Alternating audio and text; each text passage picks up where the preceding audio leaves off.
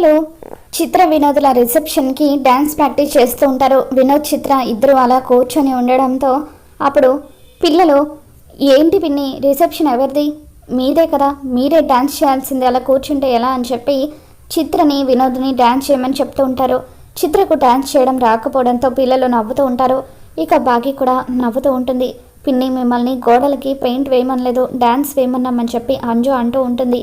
ఇక దాంతో వినోద్ చిత్ర డ్యాన్స్ ఇలా వేయాలి అని చెప్పి డ్యాన్స్ ఎలా వేయాలో చిత్రకి నేర్పిస్తూ ఉంటాడు. అప్పుడు బాగి కుర్చీని మడత పెట్టి సాంగ్ ఆన్ చేసి ఇక ఎంతో చక్కగా డ్యాన్స్ చేస్తూ ఉంటుంది. బాగి డ్యాన్స్ చూసి చిత్ర కూడా షాక్ అవుతూ ఉంటుంది. పిల్లలు బాగిని మెచ్చుకుంటూ వావ్ మిస్సమ్మ చాలా బాగా డ్యాన్స్ చేసావని చెప్పి అంటూ ఉంటారు. నీకు డ్యాన్స్ వేయడం ఇంత బాగా వచ్చా అని పిల్లలు అంటూ ఉంటే అవును నాకు తగ్గడం వచ్చు, అవసరమైతే తాట తీయడం కూడా వచ్చు అని చెప్పి ఇండైరెక్ట్గా చిత్రకి వార్నింగ్ ఇస్తూ ఉంటుంది. ఇక ఆ తర్వాత బాగి చిత్రకు నగలిస్తూ ఉండడంతో చిత్ర ఆ నగలను చూసి చాలా హ్యాపీగా ఫీల్ అవుతూ ఉంటుంది. కిటికీ దగ్గర నిలబడి ఇదంతా చూస్తున్న ఆరు గుప్తా గారు ఒక్కదాన్ని చేసి పాపం బాగిని బాధ పెడుతున్నారు, కొద్దిసేపు మీ శక్తుల్ని నాకు ట్రాన్స్ఫర్ చేయండి, మన ప్లాన్ ఏంటో అర్థం కావట్లేదు అని అంటూ ఉంటే అలా చేస్తే ఉన్న శక్తులు నశిస్తాయని చెప్పి గుప్తా హెచ్చరిస్తాడు. ఆ తర్వాత చిత్ర ఈ మనోహరి ముందు నేను జాగ్రత్తగా ఉండాలి, నా దొంగతనం గురించి బయటపడిపోతుంది అని చెప్పి మనసులో అనుకుంటుంది. ఆ తర్వాత ఆరు నగల్ని చూసుకొని చిత్ర ఎంతగానో మురిసిపోతూ ఉంటుంది. ఇంతలో అమర్ అక్కడికి వస్తాడు. ఏంటి బాగి ఆరు నగలు ఇస్తున్నావా అని అంటూ ఉంటే అవునండి అని చెప్పి బాగి అంటూ ఉంటుంది. అమర్ బాధగా అక్కడి నుండి వెళ్ళిపోతాడు.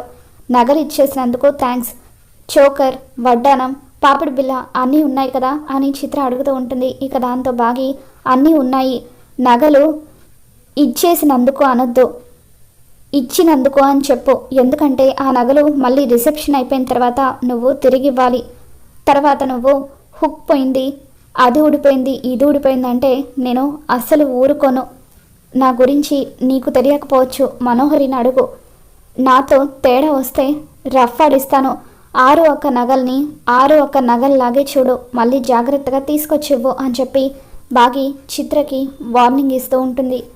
మరోపక్క అమర్ రణవీర్ భార్య ఎవరో తెలుసుకోవడానికి ప్రయత్నిస్తూ ఉంటాడు. ఇక మనోహరి కరెక్ట్గా రణవీర్కి ఫోన్ చేస్తున్నప్పుడు చిత్ర వచ్చి మనోహరిని లాక్కుపోవడంతో ఇక కాల్ కనెక్ట్ అవ్వకపోవడంతో రణవీర్ భార్య ఎవరో అమర్ తెలుసుకోలేకపోతాడు.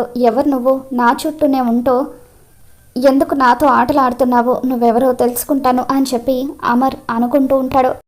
మరోపక్క రణవీర్ మనోహరికి ఫోన్ చేసి అమర్ నన్ను రిసెప్షన్కి పిలవలేదు అని చెప్పి అంటూ ఉంటే అదేంటి అంజు చెప్పిన అమర్ పిలవలేదా, సరే అయితే నేనే మీ ఇంటికి వస్తున్నాను, ఏం చేయాలో వచ్చిన తర్వాత ఆలోచిద్దామని చెప్పి మనోహరి రణవీర్కి చెప్తూ ఆటోలో రణవీర్ ఇంటికి వెళ్తూ ఉంటుంది. మరి రాబోతున్న ఎపిసోడ్లో ఏం జరగబోతుందో మళ్ళీ మన ఛానల్ తెలుసుకుందాం. ఈ వీడియో మీకు నచ్చినట్లయితే తప్పకుండా లైక్ చేయండి.